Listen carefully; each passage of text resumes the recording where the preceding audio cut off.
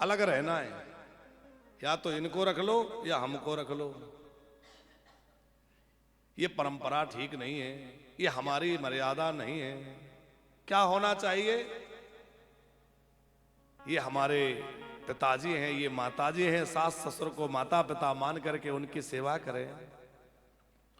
देखो, जब तक माँ बाप होते हैं तब तक उनकी कद्र नहीं होती, और जब वो चले जाते हैं तो जीवन भर बहुत याद आती है कि हमारे माँ बाप थे, ऐसे थे, हम उनकी सेवा नहीं कर पाए। फिर जीवन भर पछताने के सिवा और कुछ हाथ में नहीं रह जाएगा। इसलिए हम निवेदन करते हैं, जिन भैया सौभाग्यशाली लोगों के माँ बाप हैं वो उनकी प्राणपण से सेवा करें, उनको सीताराम मानकर उनकी सेवा करें, उनको लक्ष्मी नारायण मान के सेवा करें। आपको वही फल मिलेगा जो लक्ष्मी नारायण की सेवा से मिलने वाला है। पर बहू रानी सुन रही होंगी तो वो कहेंगे कि अरे महाराज जी, ऐसी सास होती तो मैं तो झूला झुलाती, पर मेरी सास है ही ऐसी कि मैं क्या करूं। सारी सासों की, सारी बहुओं की एक ही शिकायत है, महाराज जी मैं तो बहुत चाहती थी खूब सेवा करूं, मैं तो झूला झुलाऊं, पर मेरी सास हो तो उस लायक, तो सास है ही बेकार। सबकी सासें खराब, सास को लगता है बहू खराब। बड़ी विचित्र स्थिति है कि जब सास बहू बनकर के आई थी, पहले जब वो बहू बनकर आई तो वो कहती थी सास अच्छी नहीं मिली, और जब वो सास बन जाती तो कहती बहू अच्छी नहीं मिली। हम समझते किसको अच्छा मिला, ना बहू अच्छी मिली ना सास अच्छी मिली। अरे हमारी सोच बदलिए, सब बदल जाएगा साहब। आप अपनी सोच बदल के परिवार की परिस्थितियां बदल सकते हैं, आप अपने घर को स्वर्ग बना सकते हैं। हम बार बार कथाओं में कहते हैं कि आप भले ही मंदिर मत जाओ, लेकिन माँ बाप की सेवा कर ली तो भगवान वहीं प्रसन्न हो जाएंगे। आप भागवत करा सको ठीक है, न कराओ कोई बात नहीं है, पर यदि आपने माँ बाप को प्रसन्न कर लिया तो साहब आपका वो सब अपने आप सफल हो गया, आपकी भागवत घर में ही हो गई। तीर्थ यात्रा कर लो तो ठीक है, न कर पाओ तो माँ बाप की सेवा कर लो। माँ बाप की सेवा से ही आपके सारे तीर्थ हो जाएंगे। माँ बाप चलते फिरते भगवान का स्वरूप है। एक संत बहुत अच्छी बात कह रहे थे शर्मा जी, कि जब बहू रानी आती हैं तो जो कुछ पति का है वो सब उनका हो जाता है सहज में। जैसे पति की गाड़ी, पति की जो गाड़ी है वो किसकी कहलाएगी? अब सबकी कहलाए, वो पत्नी की भी कहलाएगी। पत्नी कहेगी भाई तुम्हारी है माने मेरी भी है। पति की गाड़ी मेरी, पति का घर मेरा, पति का बैंक बैलेंस मेरा, पति के सुख साधन संसाधन सब मेरे, तो पति के माँ बाप किसके? बात समझ में आई? पति का घर मेरा घर, पति का जो सुख साधन है वो सब मेरे, पति का बैंक बैलेंस मेरा, तो पति के माँ बाप किसके? उनके लिए भी कहो ये भी मेरे, तभी तो बात बनेगी। उनको भी तो अपना मानिए। और भैया दोनों ओर से ताली बजती है, दोनों लोग जरा झुक करके चलें तो घर स्वर्ग बन जाता है, और दोनों ओर से खींचतान बची रहे तो भैया फिर तो पछताने के सिवा कोई हाथ नहीं लगेगा। इसलिए अपने घर को ऐसा वातावरण बनाइए, सासू भी ये ना सोचे कि हम सासू हैं, थोड़ा सा उनको भी अपनी विचारधारा बदल लेनी चाहिए। हम जब बहू बन के आई थी वो समय बहुत अलग था। शर्मा जी कई बार ये रहता है कि सासू जी सोचती हम बहू बन के आए थे तो ऐसे रहते थे, तुम ऐसे घूमती हो। अरे वो जमाना अलग था, कितने दशक बीत गए, वो बात अलग थी। अब आज का अलग युग है, थोड़ा आप एडजस्ट करिए, कुछ वो एडजस्ट करेंगे, और एडजस्टमेंट के साथ जीवन का आनंद लीजिए। हम सोचे नहीं वैसे ही सब हो, संभव नहीं है। कुछ हमें बदलना होगा, कुछ उन्हें बदलना होगा, दोनों मिलकर के रहें। और भैया परिवार यदि संयुक्त है तो सबसे बड़ी संपदा है, और परिवार बिखरा हुआ है तो चाहे जितने बड़े धनवान बन जाइए, समाज में कोई आपका उतना आदर नहीं होगा। जहां सुमति तहां संपत्ति नाना, और जहां कुमति तहां विपत्ति निदाना। जहां सुमति है वहां संपत्ति है, और जहां कुमति है कुछ नहीं। तो यहां स्त्रियों का क्या धर्म है ये श्री कृष्ण गोपियों को कह रहे हैं। दुस्शीलो दुर्भगो वृद्धो जड़ो रोग्य धनोपिवा पति स्त्रीभिर्नः तभ्यो लोके सुभिर पातकी।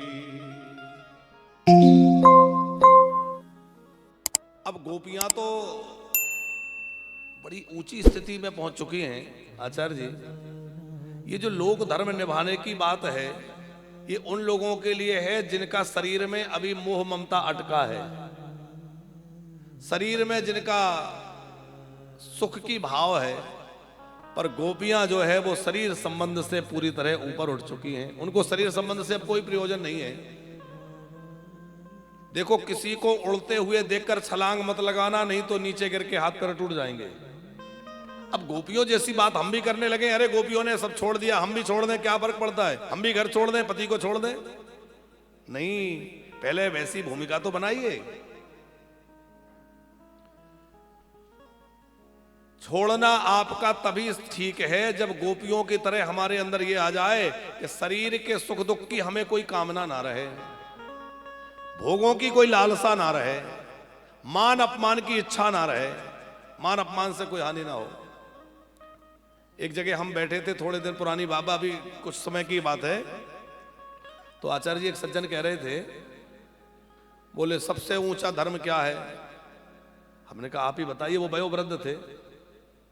वो बोले कि हमें तो ये लगता है सबसे बड़ा साधना ये है कि व्यक्ति देह से, शरीर से ऊपर उठ जाए, शरीर को कुछ ना माने। हमने कहा ये तो बड़ी ऊंची पहुंची हुई बात आप कह रहे हैं। पर हमारे साथ एक महापुरुष और थे, उन्होंने एक बड़ी अच्छी बात कही। भोपाल से ही वो हमारे श्रद्धेय मुकेश महाराज जी साथ में थे। उन्होंने एक बड़ी अच्छी बात कही कि अभी आप तखत में बैठे हैं, बड़ी अच्छी आसन में बैठे हैं, और हम लोग ऊपर बैठे रहे और आपको नीचे बिठा दिया जाए, हम ऐसे ही बैठे रहे और कहेंगे आप नीचे बैठ जाओ, तो आप बैठ जाएंगे क्या, और बैठ जाएंगे तो आपको कैसा लगेगा। सो वो समझ गए कि बातें करना सरल है, कर पाना बहुत मुश्किल है। भाई ये कहना ठीक है कि शरीर से ऊपर उठ जाओ, लेकिन ऐसी स्थिति सबको प्राप्त जल्दी नहीं हो सकती। वो बहुत अभ्यास की बात है। थोड़ा सा अपमान हो जाए, अरे कुछ बट रहा हो, सबको दो दो केले दें और आपको एक पकड़ा दें, इतने में मुंह बन जाएगा, पूरे दिन मूड ऑफ रहेगा। बताओ, हमारे साथ इतना अन्याय, सबको दो दो दिए, हमको एक ही दिया। थोड़ा सा सम्मान में कमी रह जाए तो हम परेशान हो जाते हैं। तो भैया हमारी जब ये स्थिति है तो हम वो बात कहां से कर सकते हैं। वो बात तो वो ही कर सकता है सर्वधर्मानुप्रत्यज्य वाली। कौन? जो शरीर के इन भोगों से, ये सब बातों से ऊपर उठ गया है। कोई मान हो, सम्मान हो, कोई कुछ भी हो, उसको फर्क ना पड़े, वो व्यक्ति ये सब बातें कर सकता है। फिर गोपियों ने बड़ी अनुनय विनय करते हुए कहा, भगवान हम आपके सर्वथा शरण में हैं, हम आपका त्याग नहीं करेंगे, आपको छोड़ के कहीं नहीं जाएंगे। सिंचांग नयस अधुरा मृत पूर्वकेन हासावलोक कलगीत जयक्षाग्निम नोचे द्वयम व्रहजाग्म्य देहा ध्यानेन याम पदयो पदविम सकेत। बहुत सारी बातचीत गोपियों के और श्री कृष्ण के मध्य हुई है। भाव गोपियों का यही है कि हम अपना सर्वस्व आपको मान चुकी हैं, हमने अपने देह गेह सबका त्याग आपके निमित्त कर दिया है। अब हमें न शरीर की सुध है, न सुख की लालसा है, और न मान प्रतिष्ठा की चाह है। अब बस आप हमें स्वीकार कर लीजिए। तब श्री कृष्ण ने उनके साथ रास आरंभ किया। उनको अपने साथ नाचता हुआ देख करके गोपियों के मन में सौभाग्य अनुसंधान हो गया कि हमारा कितना ऊंचा सौभाग्य है जो हमें परम ब्रह्म के साथ नाचने का, ये रास का अवसर सौभाग्य मिला। तो सौभाग्य अनुसंधान हुआ तो श्री कृष्ण उन गोपियों के बीच से अंतर्ध्यान हो गए। श्री कृष्ण के अंतर्हित होते ही गोपियां व्याकुल हो गईं, उन्हें खोजने लगीं। कहाँ गए, कहाँ गए? वनों में, कुंजों में, कंदराओं में खोज रही हैं। वृक्षों से लता पताओं से पता पूछती हैं, तुलसी मालती जूही से पता, यमुना जी से पता पूछती हैं। और ऐसी स्थिति गोपियों को प्राप्त हो गई, उन्हें लगने लगा कि हम ही कृष्ण हैं। उन्होंने श्री कृष्ण के लीलाओं का नाटक शुरू कर दिया। इतनी भावों में तन्मयता आ गई कि उनको ऐसा लगने लगा मैं कृष्ण हूं। और फिर धीरे धीरे आगे बढ़ी, श्री कृष्ण के चरण चिन्ह दिखाई दिए, उन्हें देखकर बड़ी आगे राधा जी मिली। श्री राधा जी को पाकर के गोपियों ने बड़ा अवलंब प्राप्त किया। फिर पुकारा श्री कृष्ण को, हा नाथ रमण पृष्ठ क्वासी क्वासी महाभुजो दास्यास्ते कृपणाया में सखे दरसे सन्निधम। हमारे जो वृंदावन के ठाकुर हैं उन सबका स्मरण इस श्लोक में हो जाता है। हा रमण तो राधा रमण, हा नाथ में गोपीनाथ, रमण तो राधा रमण, पृष्ठ पृष्ठ माने होता है बल्लभ, तो राधा वल्लभ जी। ऐसे वृंदावन के सब ठाकुरों का नाम महाभुज। महाभुज कौन है? हमारे बांके बिहारी जी। बांके बिहारी जी की भुजाएं बड़ी लंबी लंबी है, कभी आप दर्शन करें तो ध्यान से देखिएगा। हमारे जो बांके बिहारी जी विराजे हैं इनकी भुजाएं बड़ी लंबी लंबी हैं। महाभुज दास्यास्ते कृपणाया में सखे दरसे सन्निधिम। गोपियों ने पुकार लगाई है, फिर गोपी गीत गाया है। और गोपी गीत में हम भी एक श्लोक गा करके आगे के उत्सव में चलेंगे। जयति तेधिका चान्मना प्रजा श्रूयत इंदिरा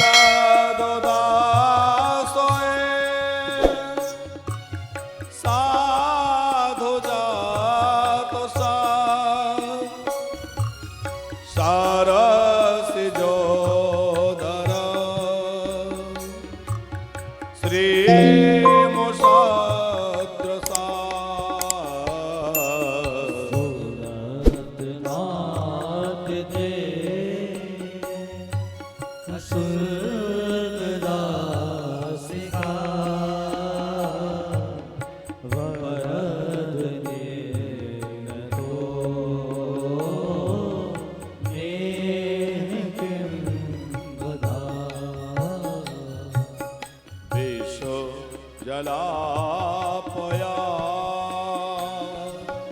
व्याल राक्षसा वरस मारुता वैद्रुतानला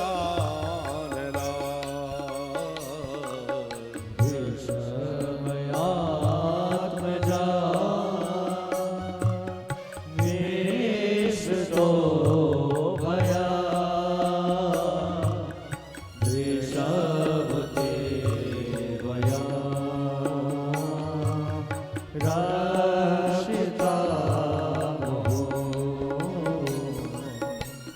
खलु गोपिका नंदनो भवान अखिल देहिरा अंतरात्मद्रा विघ्न साधितो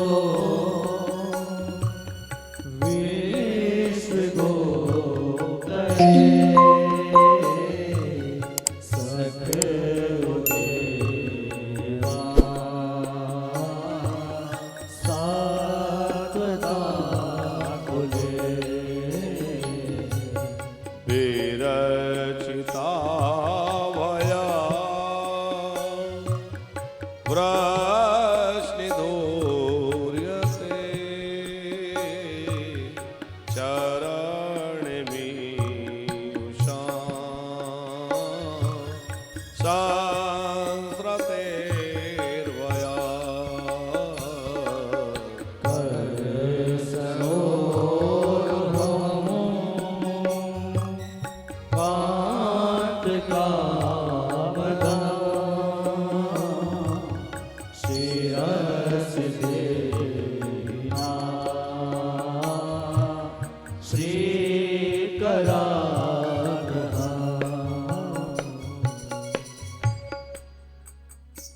बोलिए भक्तवत्सल भगवान की जय हो। गोपियों ने 19 श्लोकों का यह दिव्य गीत गाया है। बड़े अद्भुत भाव गोपियों ने दिए हैं। फिर गोपियां जोर जोर से रोने लगीं। गोपियों के रुदन से श्री कृष्ण अब उनका हृदय भर आया, क्योंकि भगवान सब देख सकते पर अपने भक्त का रोना नहीं देख सकते। जब गोपियां रोने लगी, इति गोप्या प्रगायन्ते प्रलापत्यंस चित्रधा रुरुदुः सस्वरम राजन कृष्ण दर्शन लालसा। श्री कृष्ण के दर्शन की लालसा से जब गोपियां रोने लगी तो ठाकुर जी वहां प्रकट हो गए।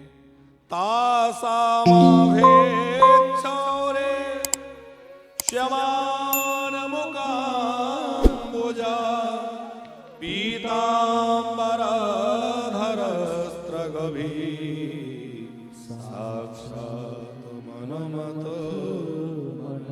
साक्षात् मनोमथ। साक्षात कामदेव के भी मद का हनन करने वाले, कामदेव के मन का मथन करने वाले अनंत कोटि कंदर्प दर्पहारी भगवान वहां रास विहारी प्रकट हो गए। बोल रास विहारी भगवान की जय हो। गोपियों ने अपनी ओढ़नी बिछा दी और उसी पे ठाकुर जी विराज गए। श्री सुखदेव जी कहते हैं तत्रोपविष्टो भगवान सईश्वरो योगेश्वरांतर्हृदय कल्पितासनः चकार गोपी परिषद्गतोर्चित त्रैलोक्य लक्ष्यम एक पदम वपुर्दधत्। तत्रोपविष्टो किस पे बैठ गए? गोपियों की ओढ़नी पर। गोपियों ने बीच में ओढ़नी बिछा दी, उसी पे बैठ गए। कौन भगवान? बोले जो योगेश्वरों के निर्मल अंतःकरण में जाकर नहीं बैठते, वो गोपियों की ओढ़नी पे बैठ गए। आप विचार करो कि जब गोपियां रोई तो उनकी आंखों से आंसू बहे होंगे। रोने वाले के नाक से भी पानी बहने लगता है। तो रोई होंगी तो किससे पहुंचा होगा आंख नाक सब? ओढ़नी से ही पहुंचा होगा, उसी से पहुंच रही होंगी।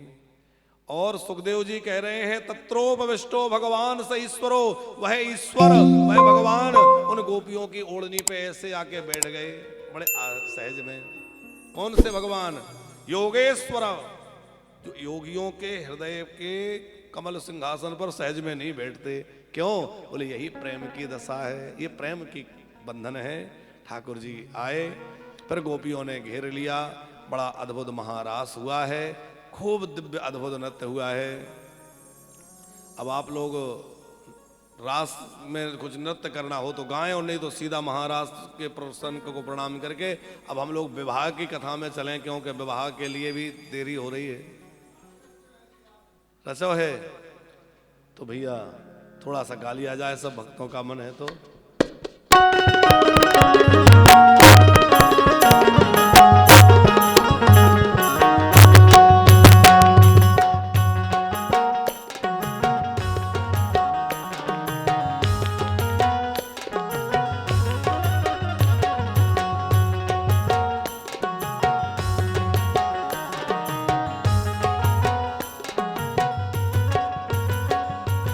गोकुल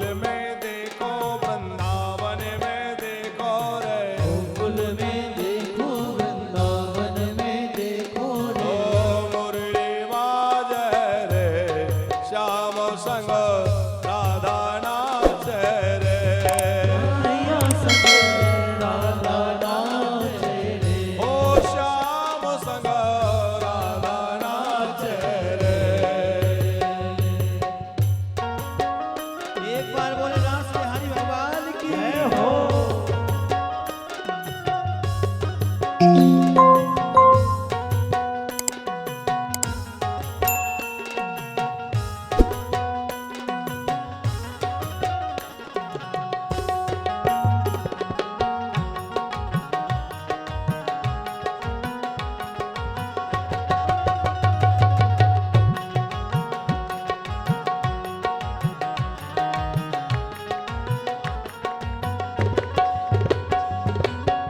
चम चम नाचे राधा रानी, सुन के मीठी मोरलिया। हो छम छम नाचे राधा रानी, सुन के मीठी मोरलिया। हो श्याम छवि पर सब बलिहारी, गोपी ग्वाले और गैया। श्याम छवि पे सब बलिहारी, गोपी ग्वाले और गैया। सरर चाल रे बदरे पुर भैया रे। सरर चाले रे बदरीपुर भैया। ओ मेघा बरस रे, श्याम संग राधा नाचे रे। कन्हैया संग राधा नाचे रे। ओ श्याम संग राधा नाचे रे।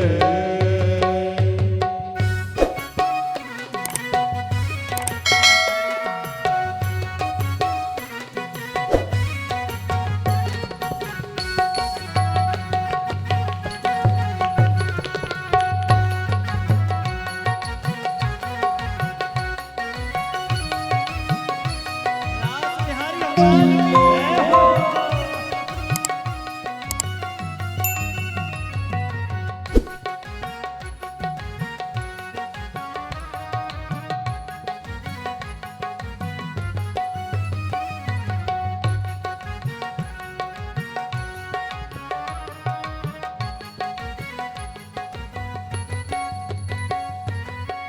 बंसी बट पर यमुना तट पर, कान्हा रास रचाए। बंसी बट पर यमुना तट पर, कान्हा रास रचाए। गोपी बन करो शंकर आए, गोपी स्वर कहलाए। गोपी बनकर शंकर आए,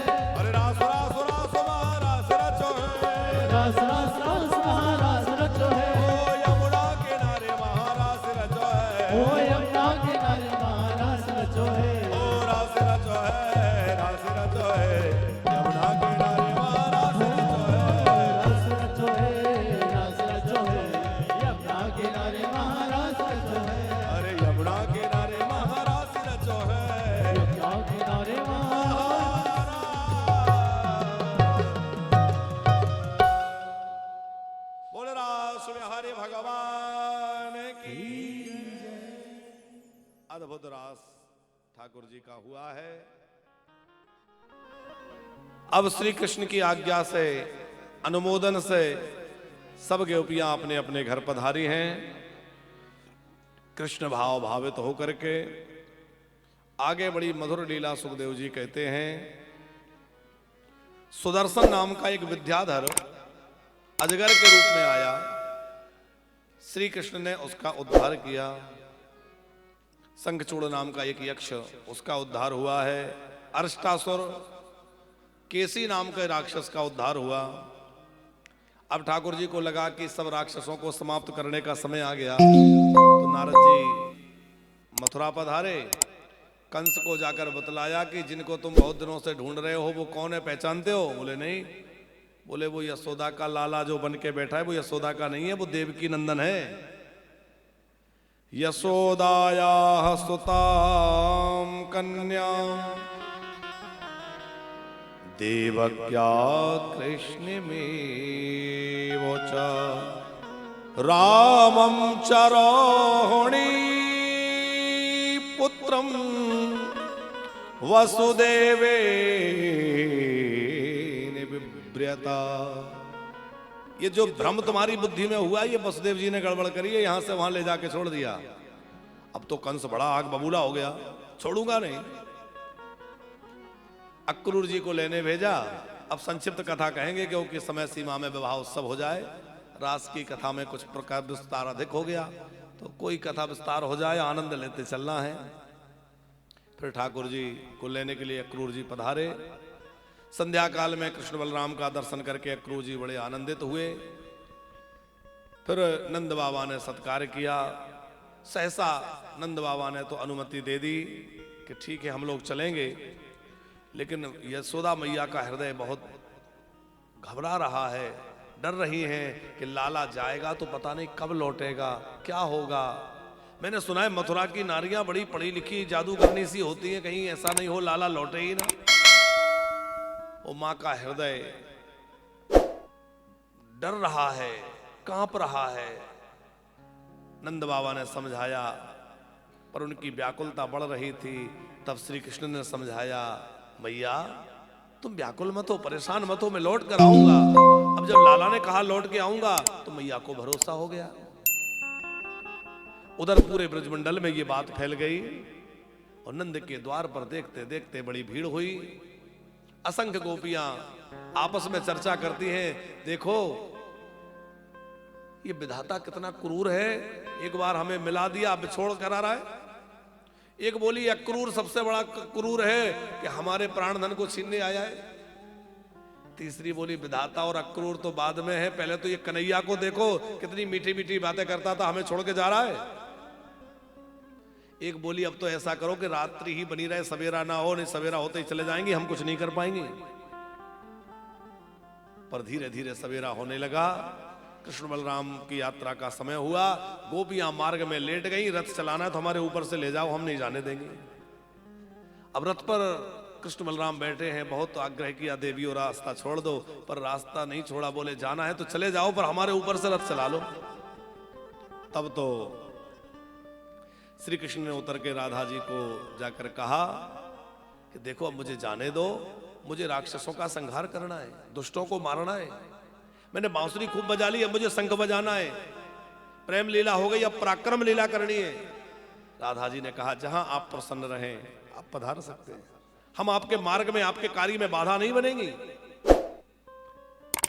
ये गोपियां, राधा जी ने इशारा किया, गोपियों ने मार्ग छोड़ दिया।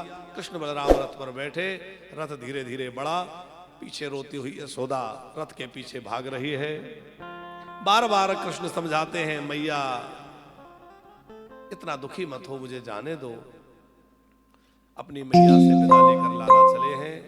सारा ब्रजमंडल आज वृंदावन के बंदर, गाय, बछड़े, गोपियां सब व्याकुल हैं, सबके आंखों से आंसू बह रहे हैं। बंदरों ने चंचलता छोड़ दी, गाय घास चरना बंद कर दिया, बछड़े दूध नहीं पीते हैं। ग्वाल वालों को तो लगता है चलो हम भी जाएंगे। नंद बाबा के साथ ग्वाल वाले भी चले हैं। अक्रूर जी को यमुना के कुंड में अपना दर्शन दिया, मथुरा पहुंचे। मथुरा में नगर भ्रमण के लिए अपने सखाओं के साथ कृष्ण बलराम गए। राजघराने के वस्त्र धोकर लौटते हुए धोबी से कपड़े मांगे। वो तो इनके साथ में बड़े उद्दंडता करने लगा। ठाकुर जी ने कहा कि इसका कल्याण करना चाहिए, उस धोबी का उद्धार किया। आनंद जी, कुछ लोग कहते हैं ये वही धोबी था जिसने जानकी जी के ऊपर आक्षेप किया था, लेकिन ये बात बिल्कुल ठीक नहीं है, मतलब सही नहीं है। वो धोबी ये नहीं था, क्योंकि अयोध्या के जितने नर नारी थे वो तो सब भगवान के साथ साकेत गए ही। अयोध्या के पशु पक्षी कीट पतंगे भी राम जी के साथ में साकेत चले गए थे, तो वो कैसे रह सकता है। हमने हमारे गुरुजी से कथा सुनी है उस विषय में कि उस धोबी को भी राम जी साकेत ले गए। आचार्य जी, उस साकेत में जब घुसने लगे तो साकेत तो स्वयं मूर्तिमंत होकर प्रकट हुआ और कहा कि प्रभु, मैं सबको तो स्वागत के लिए तत्पर हूं, लेकिन जिसने जानकी जी का अनादर किया, उनके ऊपर आरोप लगाया, उसको मैं प्रवेश नहीं दूंगा। आप भले ही नाराज हो जाओ, पर मैं इसको नहीं घुसने दूंगा। राम जी ने कहा, भैया देखो, हमारा तो स्वभाव है कि कोई कैसा भी हो सबका कल्याण करते हैं, इसका भी कल्याण होना चाहिए। अब साथ आ गया है तो ठीक है। बोले नहीं नहीं, हम इसको प्रवेश नहीं देंगे, जो जानकी जी का विरोधी है हम उसको कतई नहीं रखेंगे। राम जी ने कहा नहीं रखो तो कोई बात नहीं है। राम जी ने अपने संकल्प से दूसरा जो है साकेत प्रकट कर दिया। इसका संकेत गोस्वामी जी ने मानस में दिया है।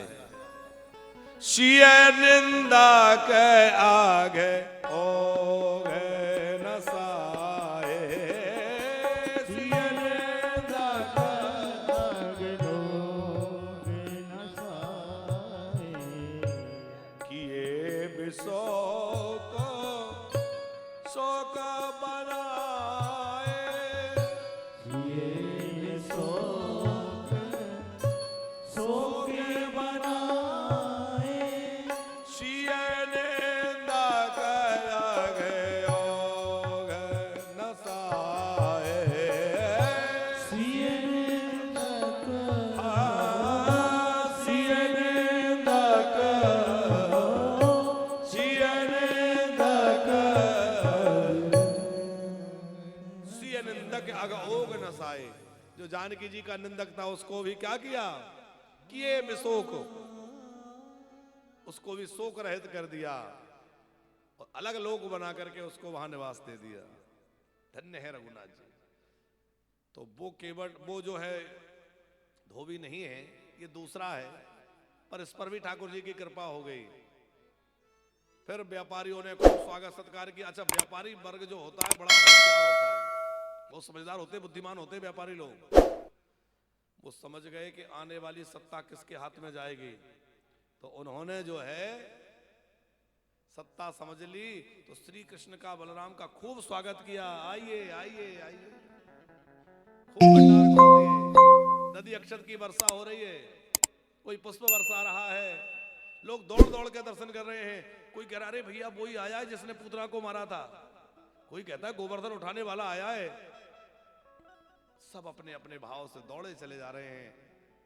एक दिन बाद धनुष यज्ञ होना था, श्री कृष्ण ने आज ही धनुष उठा के तोड़ दिया। जब कंस को पता चला धनुष टूट गया, अब तो बहुत डर गया, क्योंकि शिव जी ने कहा था जब ये धनुष टूट जाएगा तो समझ लेना तेरी मृत्यु आ गई, अब नहीं बचूंगा। वो रात्रि उसके लिए बड़ी कठिनाई से बीती। सवेरे बड़ा भारी दरबार लगा, बड़े बड़े पहलवान ये लड़ने के लिए सब खड़े थे। उसी बीच में भगवान कृष्ण अपने सखाओं के साथ पधारे। कुबल्यापीठ नाम का हाथी बड़ा बलवान था, मदवान करा दिया, दरवाजे पे खड़ा कर दिया। ठाकुर जी ने उस कुबल्यापीठ को झपट कर पकड़ लिया, घुमा के मारा। गोविंदाय नमो नमः। सल, तोसल, चाणूर, मुष्टिक सब पहलवान लड़ने आए। बड़ा गजब का संगीत बज रहा था कंस के दरबार में, जो वीरों का उत्साह बढ़ाने वाला। चाणूर जो है वो श्री कृष्ण के साथ, मुष्टिक बलराम जी के साथ भिड़ गया। बलराम जी ने ऐसा मुष्ट प्रहार किया मुष्टिक में, धड़ाम से गिरा और चटनी बट गई। उसके बाद श्री कृष्ण ने चाणूर को उठाया, घुमाया और चारों खाने चित्त। और जैसे ही चाणूर मुष्टिक मारे गए, कंस बोला संगीतकारों से बंद करो। अरे मेरे योद्धा मारे जा रहे हैं, तुम संगीत पीटे जा रहे हो। अब संगीतकारों ने भी सोचा कि इस दुष्ट की तरफ से तो बजाया, अरे अब तो ठाकुर जी की ओर से बजाएंगे, अब तो और उत्साह में भर के बजाने लगे।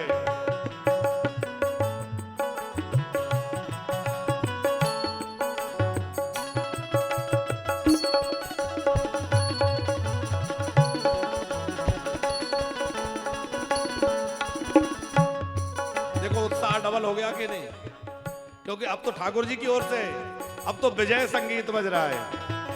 ठाकुर जी की विजय होने वाली है। सल तो सल सबको समाप्त कर दिया। कंस की ओर झपटे, पकड़कर खींच लिया, उठाया, जोर से घुमाया, पटक दिया।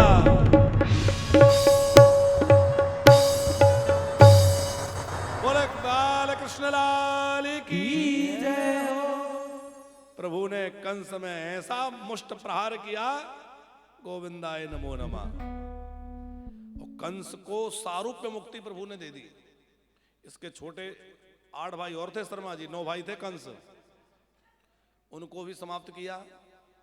और फिर कंस के और सहायक कुछ मारे गए, कुछ भाग गए, बड़ी विडंबना कुछ की हुई। और फिर कुछ तो दल बदल के और श्री कृष्ण की ओर मिल गए और प्रेम से बोलने लगे, क्या बोलो वृंदावन बिहारी लाल की जय। अब जो नहीं बोल रहे समझ लो उन्हें कंस के पक्ष के हैं, हाँ, और जो कृष्ण के पक्ष में मिल जाएंगे वो बोल ही देंगे, क्या बोलो वृंदावन बिहारी लाल की। हाँ, अब लग रहा है कि हाँ सब लोग अब जो है ठाकुर जी के विवाह में जाने की तैयार हैं। और कंस को मार करके राजगद्दी पर स्वयं ठाकुर जी नहीं बैठे, किसको बिठाया? अच्छा, कितने लोगों को पता है? श्री कृष्ण ने मथुरा का राज्य किसको दे दिया? अपने नाना जी को, उग्रसेन महाराज को। वो कारागृह में कंस ने बंद कर दिया था, उनको छुड़ाया और आदर पूर्वक उनको राजगद्दी समर्पित की। और फिर अपने मैया बाबा से मिले, श्री वसुदेव जी और देवकी जी से। बड़े दिनों के बाद देवकी ने अपने लाला को देखा, इतने बड़े हो गए, इतने दिनों के बाद हृदय से लगाया है। नंद बाबा को पता चला ये नंद नंदन नहीं है, तो यशोदा नंदन नहीं, ये तो देवकी वसुदेव का नंदन है। गर्गाचार्य जी ने समझाया, लौट गए। और उसके बाद सांदीपनी मुनि ने फिर इनका यज्ञोपवीत संस्कार करवाया। फिर पढ़ाई लिखाई की बात हुई, भैया पढ़ाई लिखाई करवाओ। अच्छा, कन्हैया जो है कितनी उम्र में पढ़ने गए? 11 वर्ष से कुछ अधिक हो गए, तब स्कूल भेजा। माने स्कूल आज की भाषा में हम कहते हैं गुरुकुल भेजा। हम लोग कितनी उम्र में भेजते हैं? पहले तो 6 वर्ष था। शर्मा जी, हमें भी ध्यान है, जब हम पहली बार स्कूल गए तो मास्टर जी ने कहा कि ऐसे करके कान पकड़ो, ऐसे पकड़वाते थे। 6 के हो गए कि नहीं, यदि कान तक हाथ ना पहुंचे तो अभी छोटे हैं, नहीं तो हमारा एक बार नहीं पहुंचा तो उन्होंने वापस भगा दिया, बोले अभी नहीं छोटा है, वापस जा। फिर हमें याद है हमारे बड़े भैया और हम दोनों का एडमिशन एक साथ कराना था, तो पिताजी ने कह सुन के बोले नहीं कर दो। तो फिर बड़े भैया और हम एक क्लास में ही जो है 10th तक हम साथ में पढ़े। फिर वो दूसरी लाइन में चले गए, डॉक्टरी वाली में, हम इसमें आ गए। तो पहली से 10वीं तक साथ पढ़े। तो हम कह रहे थे कि पहले बच्चों को बहुत बड़ी उम्र में, श्री कृष्ण तो गए 11 वर्ष में पढ़ने, पहले हम लोगों के समय में भेजते थे 6 वर्ष में, फिर धीरे धीरे 4 वर्ष हो गया, फिर 3 वर्ष हो गया। अब तो बेचारे बच्चों को 2 वर्ष में ही जबरदस्ती बिठा जाते हैं, रोए गाए कुछ करे, क्योंकि हमारा पिंड छूटे जा। अरे उनका बचपन क्यों छीन रहे हो बेचारों का? थोड़ा तो उनको बचपन में जीने दो, आनंद लेने दो, खेलने दो। उनको बेचारों को जबरदस्ती, आंसू बह रहे, नाक बह रही है, जबरदस्ती बैग टांग के और ऐसे भेज दिया मानो आज ही कलेक्टर बन जाएगा। है इतना इतना सा बच्चा बेचारा, जितना बच्चे में वजन नहीं उससे ज्यादा बैग में वजन है।